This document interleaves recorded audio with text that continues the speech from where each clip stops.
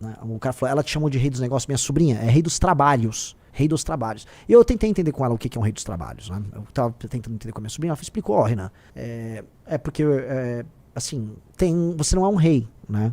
Porque as crianças trabalham com essas imagens arquetípicas muito simples. A pessoa que manda em tudo é um rei. Mas aí explicar assim, não é um rei, seria um presidente. Ah, o que é um presidente? A criança não sabe o que é um presidente, ela acha que quem manda em tudo é um rei. Então ela fala assim, bom, se é um presidente, ele não é um rei, mas ele dá ordem nas coisas. Então ele faz as pessoas trabalharem. Então eu seria o rei, porque no fundo a imagem é real de poder, dos trabalhos. Eu adorei, foi uma tentativa ali de adaptar, sabe, a criança usando o vocabulário limitado que ela tem à disposição para fazer uma construção ali semântica que faça sentido para ela, né?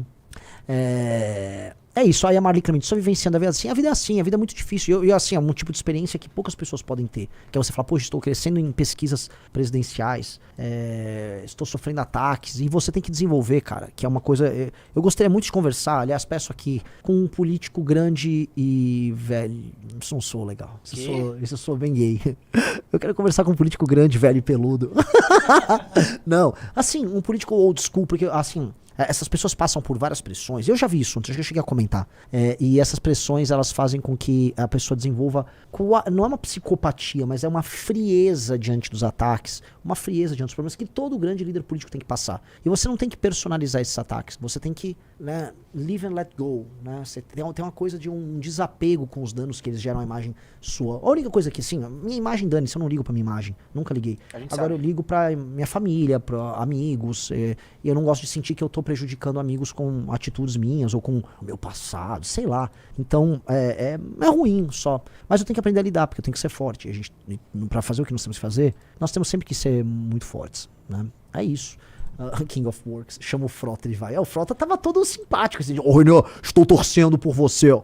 Isso aí sempre quis ser do MBL. Badunts, né?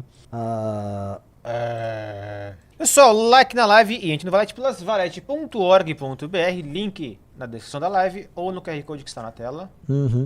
Fernando Henrique Cardoso, vê se ele pode atender, não sei como ele está, mas acho que o Fernando Henrique tá bem velhinho, nem tem como dizer nada sobre ele, né? Ele que quis roubar o MBL de vocês, né? Ele mesmo. Ele com o Bolsonaro à época, né? Lá em 2018. Né?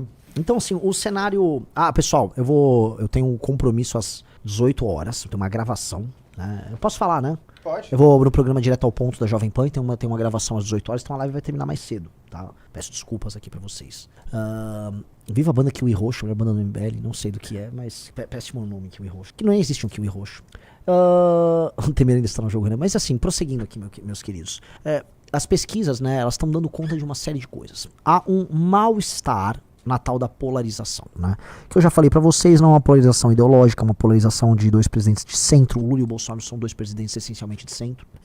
E há um erro numa fórmula que foi adotada pelos governadores, que historicamente, veja, eles são meio puxa-sacos do Bolsonaro. Eles nunca se opuseram ao bolsonarismo de fato. Eles sempre tiveram medo de bater de frente. E ao ter medo de bater de frente, eles não conseguiram, né, entregar nada. Né? Eita. Esquece, continua. Então, eles não conseguiram entregar nada. E por que eles não conseguiram entregar nada? Em termos de liderança. Porque a lógica de você ficar na fila esperando alguém aparecer, alguém cair pra vocês entrarem, é uma lógica de uma espécie de um número 2, é um cara que tá no banco de reserva, sabe o cara com a camisa 23 na Copa do Mundo, que tá torcendo pra um meio campo quebrar a perna, se machucar, ou tomar um cartão vermelho pra poder jogar. Que é isso que o Zema ficou fazendo, que o Ratinho faz, e que o Caiado faz. Veja, quando o Caiado foi instado a falar em público, seu primeiro feito caso eleito presidente da República, ele, não, vou soltar o Bolsonaro. Pô, é essa a primeira coisa, Caiado? Então, ao se colocarem como sempre uma linha auxiliar, eles não conseguiram firmar algo.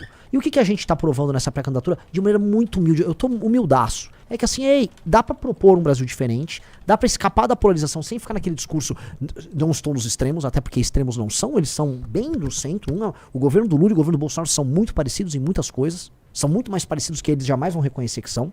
E aí, ao propor coisas novas que estão fora da caixa, as pessoas se interessam. E aí você vai construindo um caminho novo. Pois bem, eu acho que eu não ficaria surpreso em aparecer até julho com 10, 11%. E se eu aparecer com 10, 11%, eu tenho condição de vencer as eleições. Porque eu vou tirar ou o Lula ou o Flávio Bolsonaro do segundo turno. Eu volto a repetir. Se eu chegar até julho com 10, 11%, eu vou ter participação nos debates garantida, eu vou aparecer na TV, a imprensa vai me dar cobertura, e aí, cara, eu vou ficar conhecido e aí eu derroto esses caras. E aí dá até um friozinho na barriga, né? Porque a gente fala, nossa, vamos realizar esses sonhos mesmo.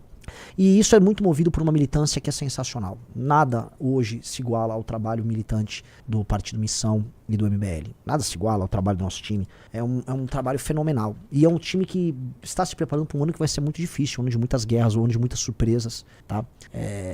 E é um ano que, cara, a gente vai se firmar como força política, e toda vez que você se firma como força política, você vai passar pelas dores do crescimento, pelos desafios. Imagina assim, essas últimas semanas, hoje, acho que formalmente hoje é o último dia das filiações, né?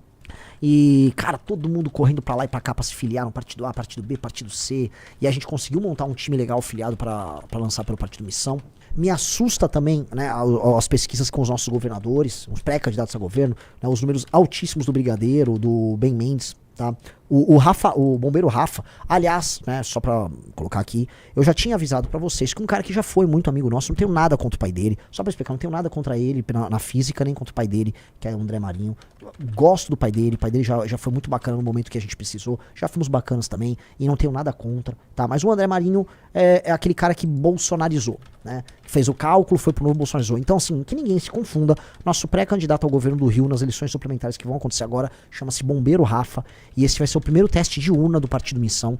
Então, todo o nosso apoio, toda a nossa força pro Bombeiro Rafa agora nas eleições suplementares. Que ninguém nosso venha com papo de André Marinho. O André Marinho não tem nada a ver conosco. O André Marinho é bolsonarista e já foi inclusive referendado pelo Paulo Figueiredo. Eu já avisei meses atrás. E é da escolha dele. Ele fez essa escolha, ele arque com as consequências da escolha. Só não veio achar que a gente que tava na mesma trincheira que ele, vamos achar isso bonito, vamos achar legal. Não vamos falar. Não foi legal. É óbvio que isso é uma traição ao que o cara fazia, né? O cara atacou o Bolsonaro lá dentro da Jovem Pan. Acho que foi demitido do Pânico por conta disso. Aí logo em seguida é obrigado a ter que se aliar por conta de uma conveniência. Então assim, André Marinho pra lá, a gente pra cá. Não temos nenhuma relação com ele, tá? E estamos preparando as nossas pré-candidaturas ao governo, tá todo mundo subindo na pesquisa. França apareceu muito bem, a França apareceu com 3.3 no Paraná, né? 3.3 pro França, 5.7 pro Brigadeiro em Santa Catarina. Ben Mendes tem pesquisa que ele bate mais de 5% já em Minas Gerais. Rapaz. Aqui, ó, é o índice para segundo voto. Né? Pra vocês entenderem, quando você pergunta qual é o segundo voto que vocês têm. Cara, o Ben Mendes já tá tecnicamente empatado. Ele tá empatado com o Rodrigo Pacheco, que é do PSD, foi presidente do Senado. E como segundo voto ele tá na frente do Matheus Simões e do Gabriel Azevedo. Gabriel Azevedo foi presidente da Câmara de Vereadores de Belo Horizonte, foi candidato a prefeito de Belo Horizonte. E o Matheus Simões é o atual governador de Minas. Né? É bizarro. Então, eu fico muito feliz, porque foram várias escolhas de pessoas, de várias lideranças que se juntaram ao nosso grupo, tá? E aí, cara, o que vocês olham pra cenário de Brasil? Há um derretimento claro, oriundo do governo Lula. O governo Lula não tá passando por um momento bom. O Lula voltou a fazer aparições públicas e o Sidônio tá participando dessas aparições públicas e não tá indo bem. Eu até gravei um vídeo, até foi bem o vídeo, passou de 500 mil de views, né? É um vídeo em que eu tratava ali de uma ida dele num desses eventos em que uma mulher cobrou o emprego dele. Ele ficou falando de emprego de maneira genérica, falou de Pix, ficava lá o Sidônio soprando do Pix. Tá numa situação ruim. E aí finalmente estão começando a falar em substituir o Lula. E caso o Lula não se mostre viável, ele ser substituído pelo Haddad nas eleições. E paralelamente o Haddad já está em campanha para o governo do estado de São Paulo, produzindo muito conteúdo. Eu tomei o cuidado de checar se o conteúdo que ele está produzindo é local ou nacional. E eu reparei que o conteúdo que ele está produzindo é um conteúdo essencialmente paulista. Portanto, ele está focado ainda no governo de São Paulo, mas eu tendo a crer que há uma chance bem concreta do Haddad concorrer à presidência da República, tá? O que vai determinar se será o Lula ou será o Haddad? Vai vir uma batelada de ataques contra o Flávio Bolsonaro, ataques que não são apenas midiáticos, mas ataques jurídicos, tá? Vai estourar muita coisa, e não é que tadinho do Flávio, foi alvo do ataque do PT. Não. Ataques reais, oriundos de um problema real. E eles vão ver. Se o Flávio cai, eles substituem, eles mantêm o Lula. Se o Flávio não cai, eles substituem. Mas agora tem esse novo elemento, que é o Renan, né? Sou eu, no caso, que tô num processo de subida. Se manter essa curva de subida, assim, rapidamente eu vou alcançar os 10%.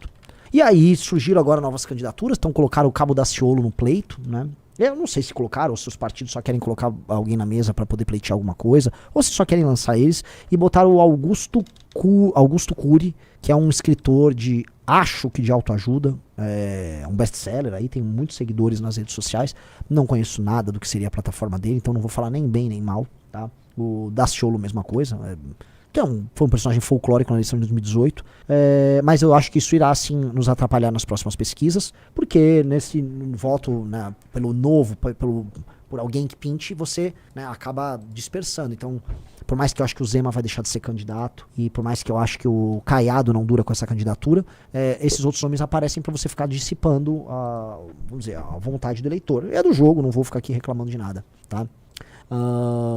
Prosseguindo. Então esse é o cenário que a gente está construindo, tá? Um cenário que envolve novos players. É um cenário que vai envolver também a construção de plataformas alternativas ao bolsonarismo e ao lulismo. E nesse cenário de plataformas alternativas, a gente é de longe a que está mais bem desenvolvida, simplesmente porque a gente se propõe a fazer isso. Eu não sei se enfim, não dá pra falar que os partidos lá do Daciolo, etc., estão fazendo isso, mas dá pra falar que é o jogo como é que tá.